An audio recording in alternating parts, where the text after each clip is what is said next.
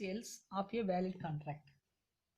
அதாவது சட்டப்படி செல்லக்கூடிய ஒப்பந்தத்தினுடைய இன்றியமையாத கூறுகள் அப்படின்னா நம்ம என்னன்னு பார்க்கலாம். All agreements are contracts. சரிங்களா? If they are made among parties. இந்த இடத்துக்கு பாருங்க, அதாவது அனைத்து உடன்படிக்கைகளும், ஆல் அக்ரிமெண்ட்ஸ் அண்ட் கான்ட்ராக்ட்ஸ், அனைத்து உடன்படிக்கைகளும் ஒப்பந்தம் தான். They are among made parties, அந்த பார்ட்டிக்குள்ளார் ஏற்படுத்திக்கிட்டா அது ஒப்பந்தம் தான். By free consent of the parties. எப்போ அப்படின்னா component to the contract for a lawful consideration and with lawful object and not hereby expressly declared to be void. Section 10. So இந்த text section 10 படி பாருங்க, அதாவது எப்போ அப்படின்னு சொல்றான் பாருங்க, by free consent of the parties. அதாவது உடன்படிக்கை என்பது அந்த நபர்களின் தன்னிச்சையான இசைவு. தென் தகுதி வாய்ந்த நபர்கள், component of contract, lawful consideration, அதாவது தகுதி வாய்ந்த நபர்கள் யாரு, அந்த சட்டபூர்வமான நோக்கம், லாஃபுல் கன்சிடரேஷன்.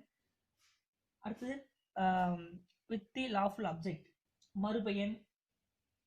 அது மட்டும் இல்லாமல் அதை செல்லாத ஒப்பந்தம் என அறிவிக்கப்படாத ஒப்பந்தம், இது எல்லாமே பார்த்தீங்க அப்படின்னா இன்றியமையாத கூறுகள், essential of the valid contract அப்படின்னு சொல்லலாம் செக்ஷன் 10.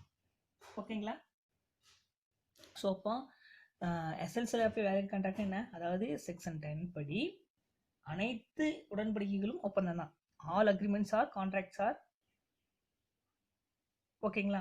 ஆனா எப்போ அப்படின்னா அந்த உடன்படிக்கை எப்படி அப்படின்னா நபர்களுடைய தன்னிச்சையான இசைவு. ஸோ அந்த பார்ட்டிஸ்னுடைய காம்போனன்ட் ஆஃப் கான்ட்ராக்ட், நபர்களுடைய தன்னிச்சையான இசைவு, தகுதி வாய்ந்த நபர்கள் யார், சட்டபூர்வமான நோக்கம், சட்டபூர்வமான மறுபயன், சரிங்களா, செல்லாத ஒப்பந்தம், இந்த மாதிரி இது எல்லாமே ஏன்னா அறிவிக்கப்படாத ஒப்பந்தம், இது எல்லாமே பார்த்தீங்கன்னா இன்றியமையாத கூறுகளாக கருதப்படுகிறது. சரிங்களா? எல்லாமே expressly declare to be void, இன்றியமையாத கூறுகள் அப்படின்னு சொல்லுவாங்க. இதான் essential of the valid contract அப்படின்னு சொல்றோம். இதில் ஃபர்ஸ்ட் நம்ம பார்க்க போகிறது offer and acceptance. Offer and acceptance நம்ம முன்னாடியே பார்த்தோம். அதாவது ஆஃபர்னா என்ன, அந்த முனைவு, அக்செப்டன்ஸ்னா ஏற்றுக்கொள்வது. There must be two parties to an agreement, namely one party making the offer and the other party accepting it.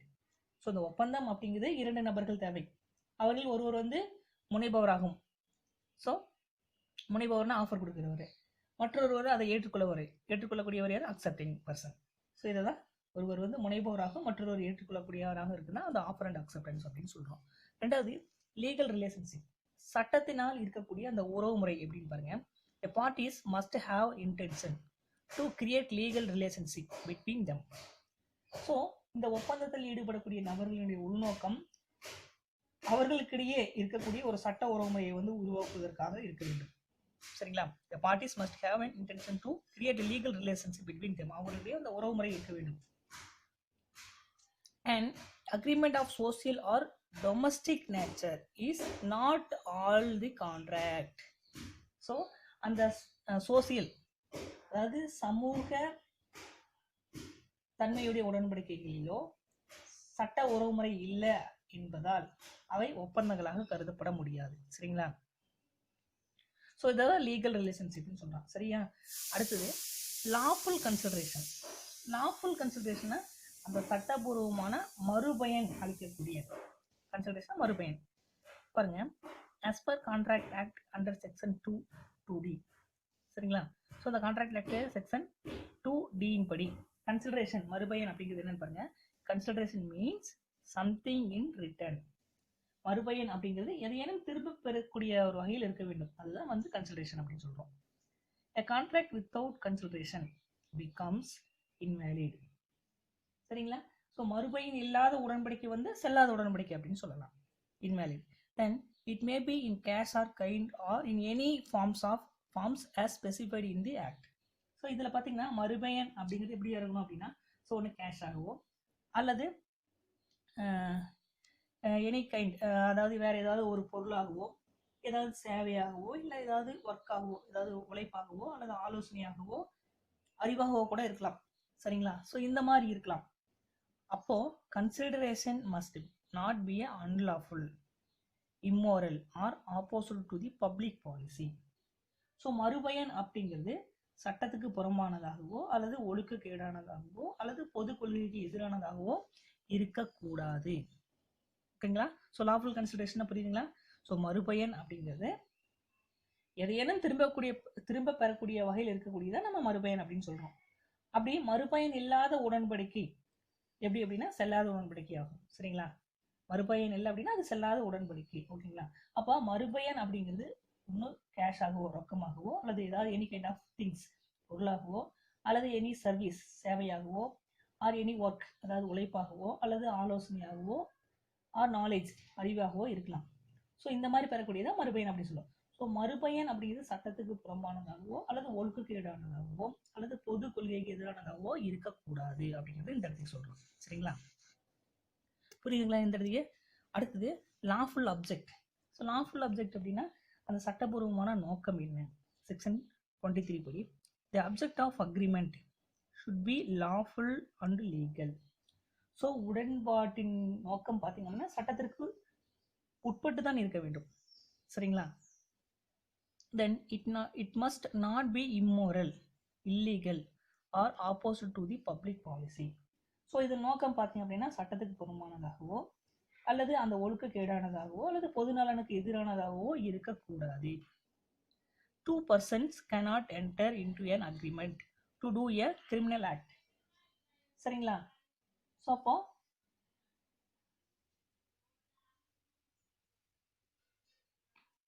சட்டத்திற்கு புறம்பாக ஒப்பந்தம் மேற்கொள்ளப்பட மாட்டாது. ஓகேங்களா? அடுத்தது ஸோ லாஃபுல் அப்ஜெக்ட் என்ன புரியுங்களா? ஸோ அதாவது அந்த அப்ஜெக்ட் ஆஃப் அக்ரிமெண்ட் எப்படி இருக்கணும்? உடன்பாட்டினுடைய நோக்கம் சட்டத்துக்கு உட்பட்டு தான் இருக்கணும். இது நோக்கம் பார்த்தீங்கன்னா சட்டத்துக்கு புறம்பானதாகவோ அல்லது ஒழுக்கக்கேடானதாகவோ பொது நலனுக்கு எதிரானதாகவோ கட்டாயம் இருக்கக்கூடாது. சட்டத்துக்கு புறம்பாக ஒப்பந்தம் மேற்கொள்ளப்பட மாட்டாது. அதான் லாஃபுல் அப்ஜெக்ட் அப்படின்றோம்.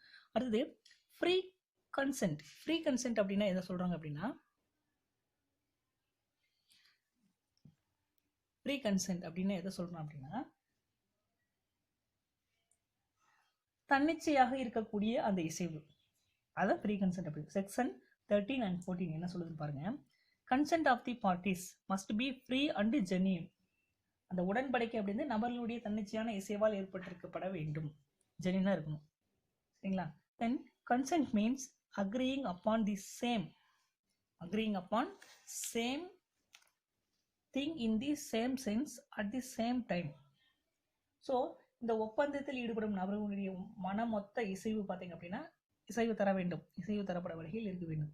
அதாவது அவர்கள் ஒரு விஷயத்தை பாருங்க, that is there is should be consensus. Add item. Consent is said to be the free when it is not caused by correction, undue influence, fraud, misrepresentation or mistake. அதாவது அவர்கள் ஒரு விஷயத்தை ஒரே நேரத்திலே ஒரே நோக்குடனும் உடன்பட்டு இருக்க வேண்டும். சரிங்களா? அதாவது அந்த ஒருமித்த கருத்து அதாவது அவங்க கிட்ட இருக்கணும். பின்வரக்கூடிய அந்த காரணங்களால் ஏற்படாத இசைவு தன்னிச்சையான இசைவு அப்படின்னு சொல்லலாம். ஸோ இது எப்படி இருக்கணும் அப்படின்னா அதாவது caused by coercion, undue influence, fraud, misrepresentation or mistake. அதாவது இது எல்லாமே வலுக்கட்டாயமாகவோ தகாத செல்வாக்கு, மோசடி, அந்த திரித்து கூறுதல், தென் மிஸ்டேக்கு, தவறு. ஸோ இது எல்லாமே நம்ம சொல்லலாம்.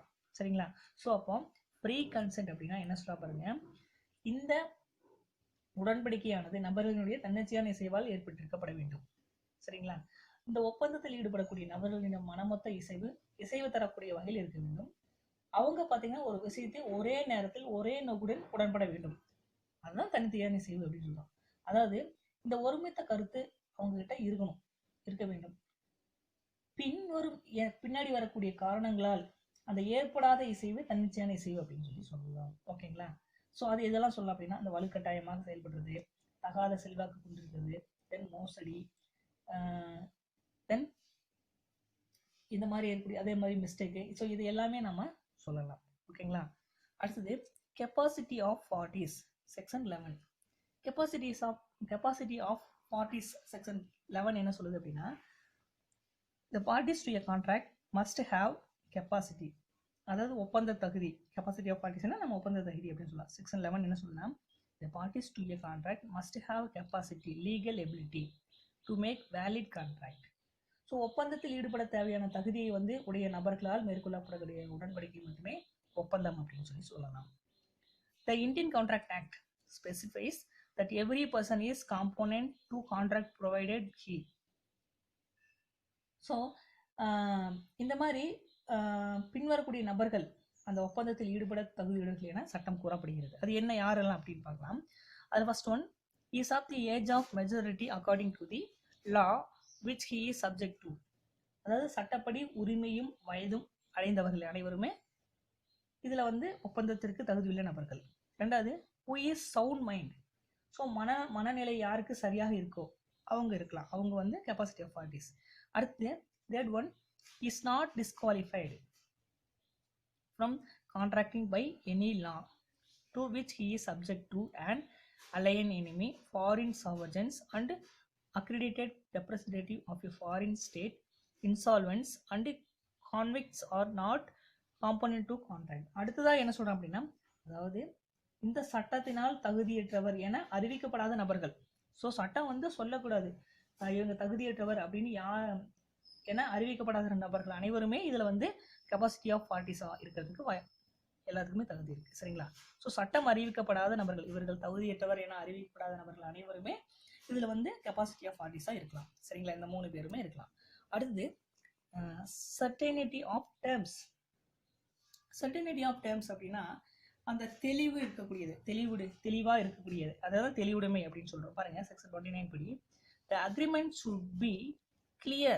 எப்படி இருக்கணும்? கிளியரா இருக்கணும். to the parties of the agreement. ஒப்பந்தம் செய்யும் போது தெளிவாக இருக்கணும். the agreement must be precise. So அந்த நிபந்தனைகள் தெளிவாக இருக்கணும் அப்படின்னு சொல்றாங்க. பாருங்க, ஃபார் எக்ஸாம்பிள் பாருங்க, எக்ஸ் இன்ஃபார்ம்ஸ், எக்ஸ் வந்து ஒய் கிட்ட இன்ஃபார்ம் பண்றேன் என்னன்னு, I agree to sell my car.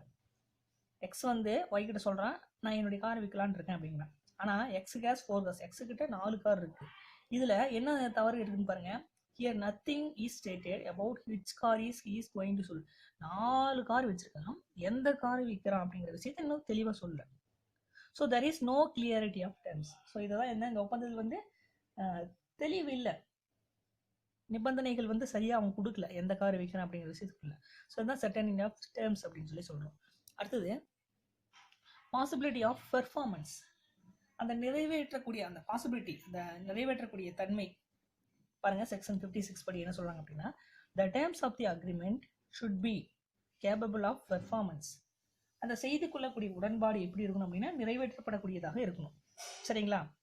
அதான் பாசிபிலிட்டி ஆஃப் பெர்ஃபார்மன்ஸ் அப்படின்னு சொல்றோம். எதை நம்ம சொல்றோமோ அதை செய்யணும், நிறைவேற்ற கொடுக்கணும், அதுதான் பாசிபிலிட்டி ஆஃப் பெர்ஃபார்மன்ஸ். பாருங்க, an agreement to do an act impossible in itself cannot be enforced. So அந்த செயல்படுத்த முடியாத ஒன்றை வந்து செய்வதாக மேற்கொள்ளக்கூடிய உடன்பாடு செல்லாத ஒன்று இல்லைங்களா? ஃபார் எக்ஸாம்பிள் பாருங்க, A agrees to B to discover a new plant. A என்ன சொல்றான், ஒரு புதிய கிரகத்தை வந்து கண்டறிவதாக ஏ என்பவர் பிக்கு வந்து வாக்களிக்கிறார். சரிங்களா? The agreement is void because the act in itself is impossible to be performed from the very beginning. So இந்த உடன்படிக்கை பார்த்தீங்கன்னா ஆரம்ப நிலையிலேயே பார்த்தீங்கன்னா செயல்படுத்த முடியாது. எனவே இது ஒரு ஒப்பந்தமே, இந்த ஒப்பந்தத்தை வந்து நிறைவேற்றவே முடியாது. ஸோ சொன்னால் அதை செயல்படுத்தணும் இல்லைங்களா? ஸோ இந்த இடத்துக்கு இதை செயல்படுத்த முடியாது. ஸோ இதுதான் என்ன சொல்றேன்னா பாசிபிலிட்டி ஆஃப் பெர்ஃபார்மன்ஸ் அப்படின்னு சொல்றோம். ஓகேங்களா? Next, not declared void. Not declared void அப்படின்னு எதை சொல்றாங்க அப்படின்னா சட்டத்தால் செயல்படுத்தக்கூடிய திறன். பாருங்க, the agreement should be such that it should be capable of being enforced by law. So சட்டத்தால் செயல்படுத்தப்படும் அந்த திறன் கொண்டதாக இருக்கக்கூடிய ஒப்பந்தம் தான், அப்படி இருக்கக்கூடியதான் ஒப்பந்தம் அப்படின்னு சொல்லுவோம் இல்லைங்களா? Certain agreements have been expressly declared illegal or void by the law. So அந்த சட்டத்தினால் சில உடன்படிக்கைகள் பார்த்தீங்க அப்படின்னா சட்டவிரோதமானதாகவும் செல்லாததாகவும் என வெளிப்படையாக அறிவிக்கப்படும் பொழுது அது செல்லாததாக மாறுகிறது. சரிங்களா? அடுத்தது நெசசரி லீகல் ஃபார்மாலிட்டிஸ். அது லீகல் ஃபார்மாலிட்டிஸ் தேவையான அந்த லீகல் ஃபார்மாலிட்டிஸ். ஸோ சட்ட சடங்குகள் வந்து தேவையானதாக இருக்கணும். பாருங்க, a contract may be oral or in writing. So ஒப்பந்தம் அப்படிங்கிறது எப்படி இருக்கணும்? ஸோ ஓரலாவோ இல்லை ரைட்டிங்காவோ, வாய்மொழியாகவோ அது எழுத்திலோ இருக்கணும். சரிங்களா? where a particular type of contract is required by law to be in writing and registered, it must comply with necessary formalities as to writing, registration and attestation.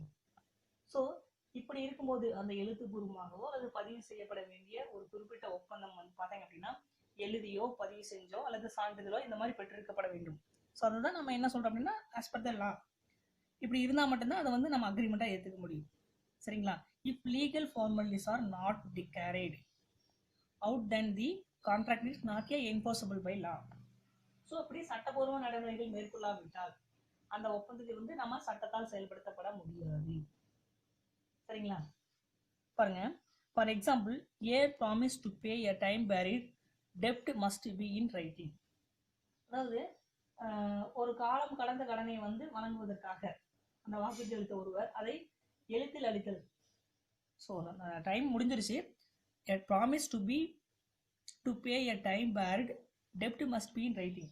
அதாவது இந்த மாதிரி காலம் கடந்த அந்த கடனை வந்து வழங்குவதற்காக வாக்குறுதி அளித்த ஒருவர் அதை எழுத்தில் அளித்தல் வேண்டும். ஸோ எப்படி கொடுக்கணும் அப்படின்னா ரிட்டனாக எழுதி கொடுக்கணும். ஸோ அப்படி எழுதி கொடுத்தா மட்டும்தான் அது வந்து அது ஆஸ் பர் த மறுபடியும் வந்து அதை கலெக்ட் பண்ணுறதுக்கு ஆஸ் பர் த லா படி நம்ம போய் கேட்டு வாங்க முடியும். சரிங்களா? ஸோ அப்போ கடனை கொடுக்கும் பொழுது நம்ம ரிட்டனாக எழுதி கொடுத்தா மட்டும்தான் அந்த கடனை நம்ம திருப்பி வசூல் பண்ணவும் முடியும். ஸோ இதுதான் as per the law, Indian contract act படி சொல்கிறேன். அடுத்தது, all contracts are agreements but all agreements are not contracts. எல்லா ஒப்பந்தமுமே உடன்பாடுகளே தான். ஆனால் எல்லா உடன்பாடுகளும் ஒப்பந்தம் அப்படின்னு சொல்லி நம்ம சொல்ல முடியாது, ஒப்பந்தங்கள் அல்ல. சரிங்களா?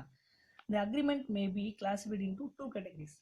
ஸோ இந்த உடன்பாடுகள் பார்த்தீங்கன்னா நம்ம இந்த அக்ரிமெண்ட்டை வந்து நம்ம 2 டைப்ஸாக வந்து பிரிக்கலாம். அது என்னென்னு பாருங்க. First one, agreement not enforceable by law. Agreement not, அதாவது சட்டத்தால் நடைமுறைப்படுத்தப்பட முடியாத ஒப்பந்தம். Agreement not enforceable by law. சரிங்களா?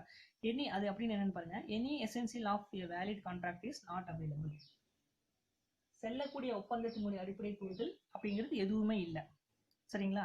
அடுத்தது, அக்ரிமெண்ட் என்ஃபோர்சபிள் பை லா, சட்டத்தால் நடைமுறைப்படுத்தக்கூடிய ஒப்பந்தம் அப்படின்னு என்னன்னு பாருங்க. All essentials of a valid contract are available. சட்டப்படி செயல்படக்கூடிய ஒப்பந்தம், அந்த ஒன்றிற்கு தேவையான இன்றியமையாத கூறுகள் அனைத்துமே உள்ளன. சரிங்களா? All essential of a valid contract are available.